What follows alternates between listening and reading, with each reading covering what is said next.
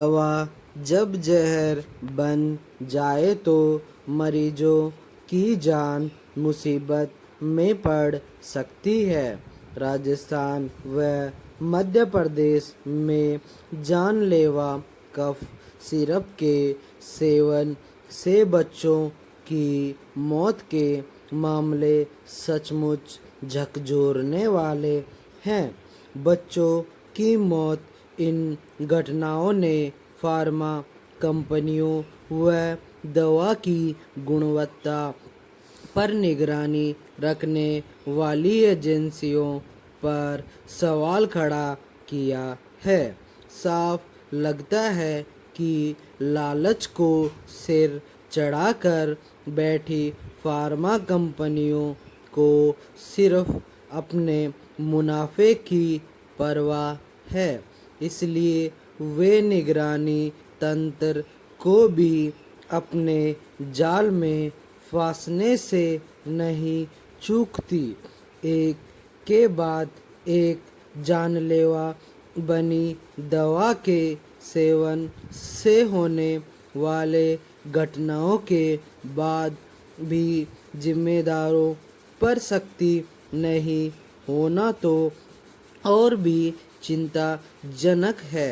जानलेवा cough syrup से राजस्थान में 2 और मध्य प्रदेश के छिंदवाड़ा में 9 बच्चों की मौत को सामान्य घटना नहीं माना जाना चाहिए।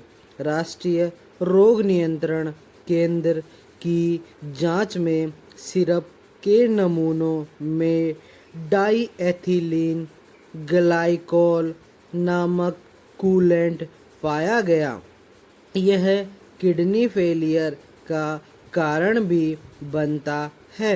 हैरत की बात यह है कि जांच में सवाल खड़े होने पर भी दवाओं को जहर के रूप में बदलने वाली फार्मा कंपनियां अपने बचाव के तमाम दांव पेच बनाने में जुटी रहती है।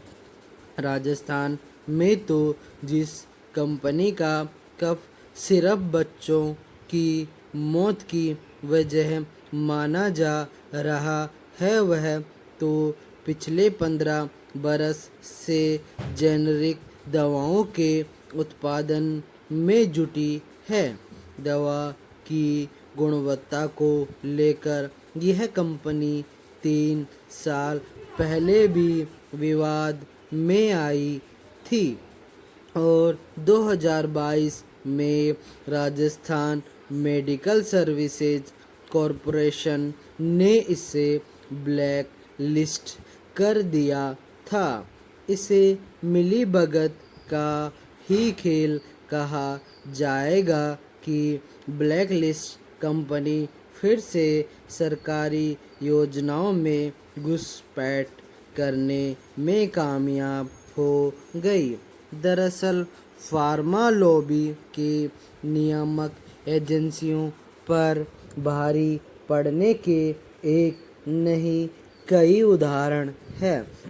वर्ष 1920 में जम्मू के रामनगर में भी एक फार्मा कंपनी के बनाए सिरप से 12 बच्चों ने दम तोड़ दिया था। कंपनी पर मुकदमा चला, लेकिन 4 साल बाद भी अभी तक किसी को सजा नहीं हुई।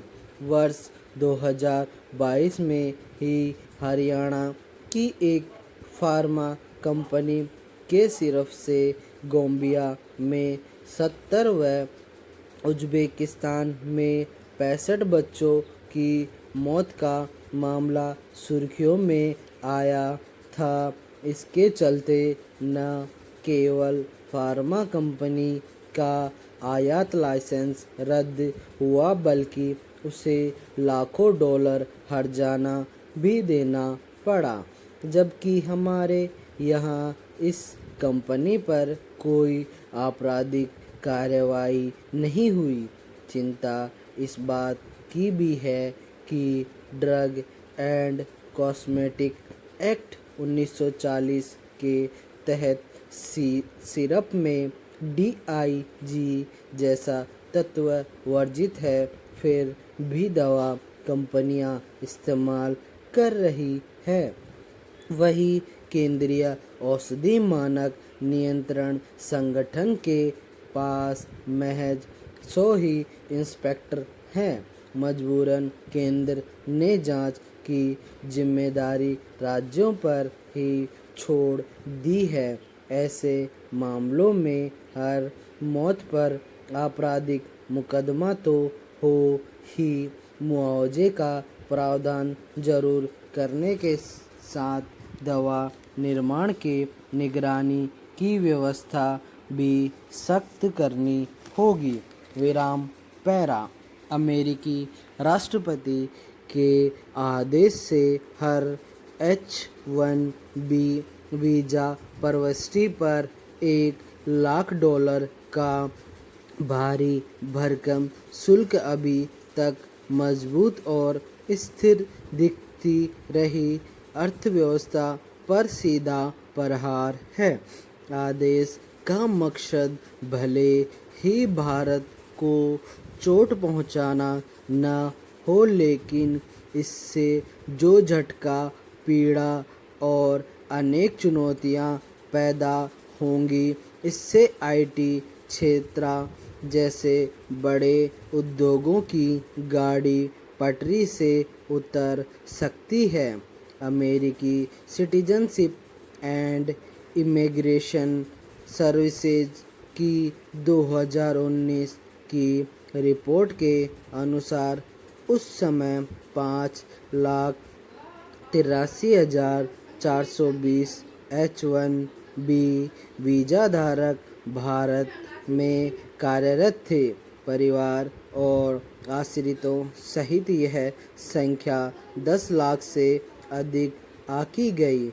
चूँकि इनमें से लगभग 3/4 भारतीय हैं, इससे समस्या की गहराई और उसका भारत केंद्रित स्वरूप स्पष्ट होता है। हालांकि बाद में स्पष्टीकरण आया कि शुल्क केवल नए वीज़ा पर लागू होगा। साल लगभग 85,000 नए H-1B दिए जाते, मौजूदा वीज़ा पर नहीं। भारत के विदेश मंत्रालय ने सही ही कहा है कि इससे कामगारों और उनके परिवारों पर मानवीय असर पड़ेगा। भले ही वर्तमान वीज़ा धारक तुरंत प्रभावित न हो, लेकिन 3 साल पर होने वाले नवीनीकरण की अनिवार्यता से उनका भविष्य अंधार में है। अमेरिका में रिपब्लिकन और डेमोक्रेट दोनों ही दलों में H-1B को लेकर नाराजगी बढ़ रही है। यह धारणा मजबूत हो रही है कि इस वीज़ा का इस्तेमाल ज़रूरत पड़ने पर प्रतिभाओं को आकर्षित करने के मूल उद्देश्य की बजाय अमेरिकी श्रमिकों की जगह विदेशी श्रमिकों से कम लागत में काम कराने के लिए हो रही है। 2023 में राष्ट्रपति बाइडेन के कार्यकाल में दोनों दलों के सांसद मिलकर H-1B सुधारक विधेयक लाए थे, जिसका उद्देश्य था अमेरिकी श्रमिकों की रक्षा और नौकरियों की आउटसोर्सिंग पर रोक। यही नाराजगी हालिया आदेश में झलकती है, जिसमें कहा गया कि कंपनियां सस्ती विदेशी मजदूरी का लाभ लेने के लिए अपने आईटी डिवीज़न बंद कर रही है। पैरा संपूर्ण विराम।